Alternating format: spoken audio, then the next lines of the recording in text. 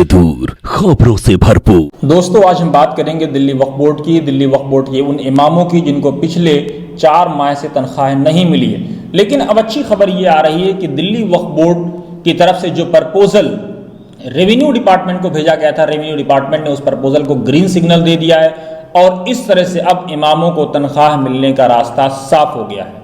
लेकिन आगे बढ़ने से पहले हम एक नज़र डालते हैं सुर्खियों पर। महाराष्ट्र पालघर में 2 साधुओं समेत 3 की लिंचिंग। पत्रकार ने फेसबुक वॉल पर पोस्ट करके लिखा, कोई आरोपी विशेष समुदाय से नहीं। 110 लोग गिरफ्तार, जिनमें 9 नाबालिग। यूपी के सीएम योगी आदित्यनाथ के पिता की हालत गंभीर, एम्स में भर्ती। महाराष्ट्र कोरोना का रिकॉर्ड टूटा, एक दिन में बढ़े 552 मरीज। कोरोना संकट के बीच लॉकडाउन में नरमी, NHAI ने चालू की टोल की वसूली।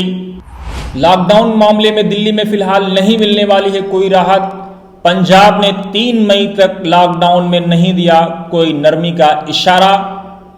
वहीं तेलंगाना ने 7 मई तक बढ़ाई लॉकडाउन की मियाद। लेकिन अब बात मुद्दे की। दोस्तों, आपने देखा होगा कि बीते दिनों किस तरह से दिल्ली वक्फ बोर्ड से अमानतुल्लाह खान साहब को बैसित चेयरमैन उनके पद से हटा दिया गया। उसके बाद जो सीईओ साहब थे, उनकी जिम्मेदारी थी कि रेवेन्यू डिपार्टमेंट को पूरे मामले से अवगत कराते, क्योंकि जो सीईओ होता है वही दिल्ली वक्फ बोर्ड का असल मालिक होता है, वही सरकार के तय जवाबदेह होता है।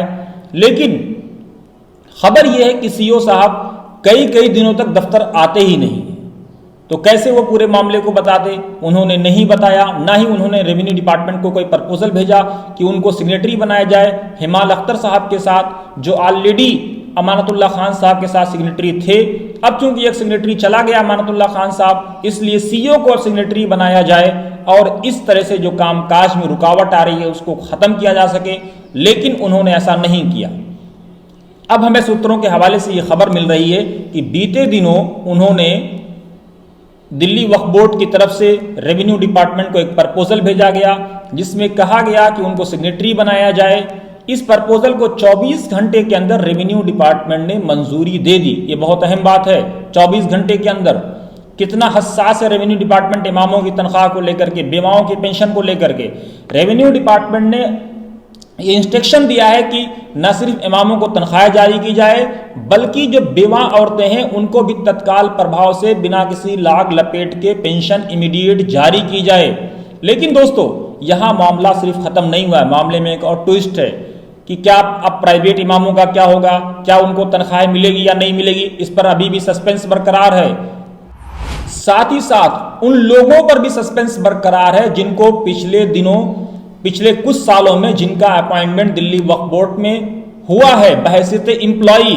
क्योंकि खबर यह है कि सीईओ साहब बच रहे हैं, क्योंकि इस पूरे मामले की इंक्वायरी चल रही है। तो अगर ये इंक्वायरी इस बात की पुष्टि करती है कि इनका अपॉइंटमेंट इलीगल हुआ है, तो ये सब के सब फंसेंगे और इस मामले में एक और नया मोड़ आएगा। इसलिए खबर यह है कि रेवेन्यू डिपार्टमेंट से यह कहा गया है कि जिन लोगों का अपॉइंटमेंट पिछले कुछ सालों में हुआ है उनका एक फ्रेश प्रपोजल बनाया जाए, उनके सारे इफ और बट के साथ एक बार रेवेन्यू डिपार्टमेंट को अवगत कराया जाए, फिर उस मामले में आगे एक्शन होगा। लेकिन देखना यह है कि इस पूरे मामले में आगे सीईओ साहब क्या कार्रवाई करते हैं, क्या एक्शन लेते हैं, क्योंकि निगाहें सीईओ साहब पर टिकी हुई हैं। अगर वो चाहेंगे तो तनख्वाह इनको मिलेगी, अगर वो नहीं चाहेंगे तो तनख्वाह नहीं मिलेगी।